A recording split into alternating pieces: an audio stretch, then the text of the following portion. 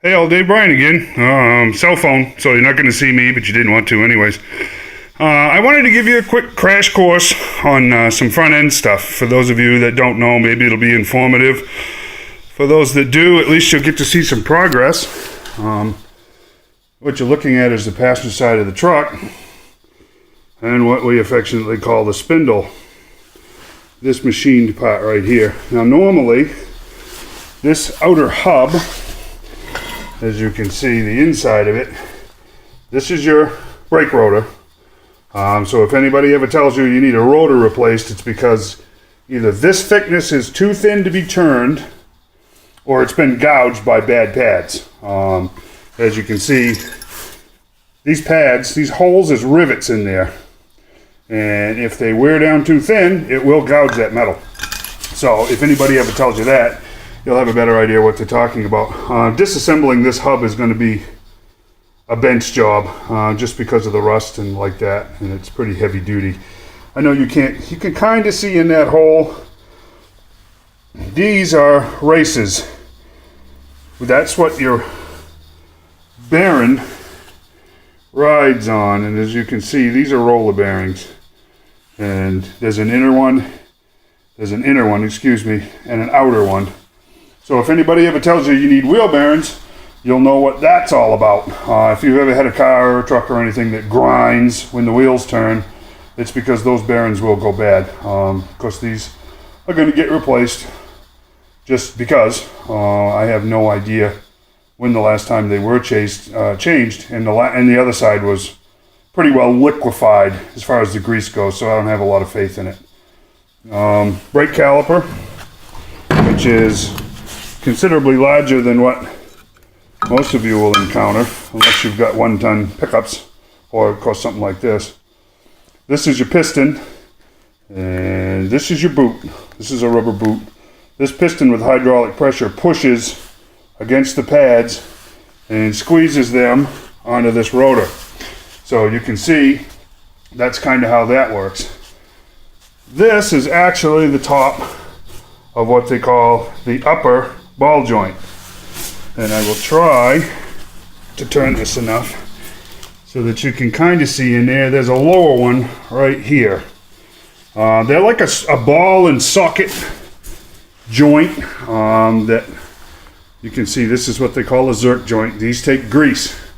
They need to be greased, or that ball and that socket will go bad, get loose, or even lock up or break. So if anybody ever tells you you need ball joints, that's why. The upper one, this is what they call an A-arm.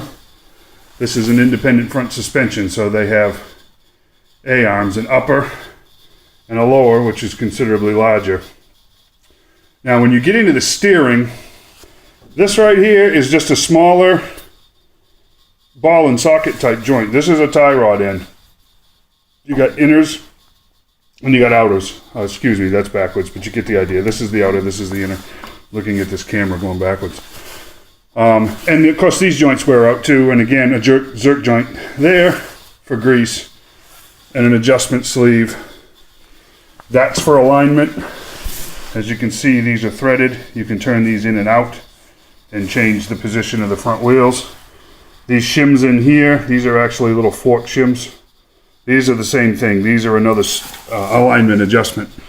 These shims I will measure and put new ones in the same thickness, knowing full well that when it does end up in an alignment shop, which is something I cannot do, and anytime you disturb the front end, ball joints, tie rod ends, any of this, it has to be realigned, or it will not steer right, won't handle right, not safe, and it'll chew the tires off of it. So if anybody ever tells you you need an alignment because you hit a pothole or whatever and you're wondering what that entails, a whole lot, to be perfectly honest with you. There's bunches and bunches of little adjustments that need to be made.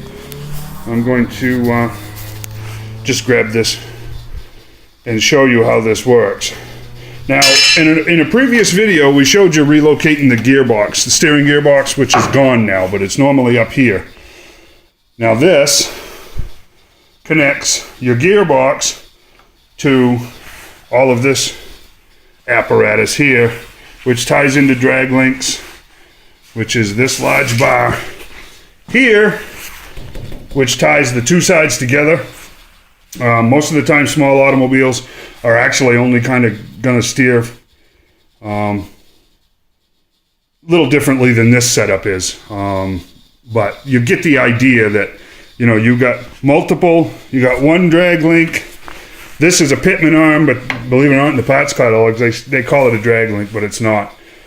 And again, your tie rod ends, inners and outers, that tie it all together and make your steering function.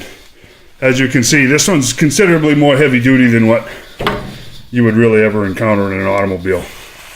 But that's okay. The components are basically the same. And I don't know if you can see it in there.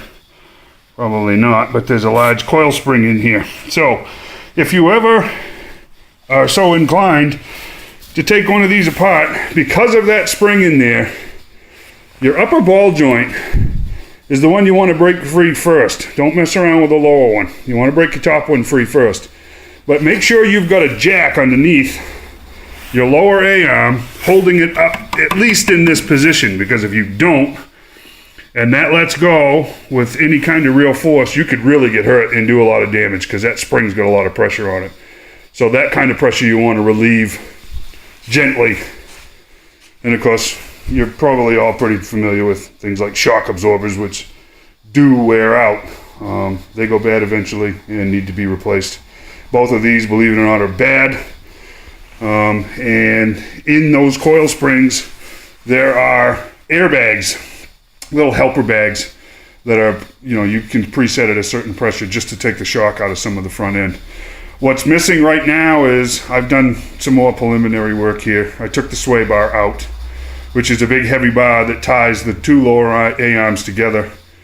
And they've got rubber bushings in them. That keeps it a little more rigid, and you know, because with an independent suspension, they can and do move up and down at different rates from side to side. So a sway bar will keep you from having what they call bump steer, which is hit a bump and the steering wheel turns, which is not good.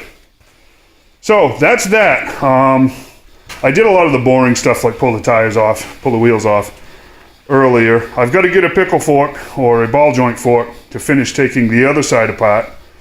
As you can see, Rachel's been down here scraping away, getting the frame all cleaned up for what she could, getting ready for paint and getting ready to take that cross member out right there, which is the same cross member. That's the transmission mount. That will get slid way back under the cab somewhere. We'll do that later. I have to leave it in there for now because it's tying the frame together.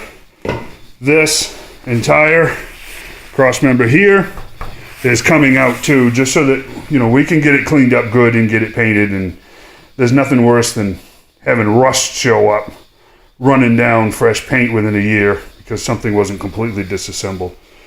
So what I'm going to try to do is get a tool tomorrow about noontime and then get back down here, and I'm hoping to give you guys 2 videos this weekend of some progress. And then a lot of the boring stuff I'm not going to film because, you know, I got to take these things to a car wash and get them pressure washed up, and then it's going to be scraping and cleaning and painting and then getting ready to replace all of these consumables and things like those tie rod ends and bushings for the sway bar, ball joints. They're consumables, which means they're intended to be changed. The rest of it's all iron, so it'll just need to be cleaned up and painted. Maybe, hopefully you learned something. If not, at least you got to see it. It's progress, and we are getting there. Hopefully within a couple of 3 short weeks, this will be all painted. The motor will be back in. As you can see, the motor is there. That's actually ready for paint. I'm just trying to get to the point where I can regulate the temperature in here enough to get something done. Transmission's sitting there waiting to be cleaned up. I think that's going to go to the car wash and get a pressure wash too. And we'll go from there. We've only got a couple of weeks left of the 90-day challenge, so keep that in mind. I'm not considering it a failure. I'm considering it something that didn't work. So thanks for your support. Thanks for watching.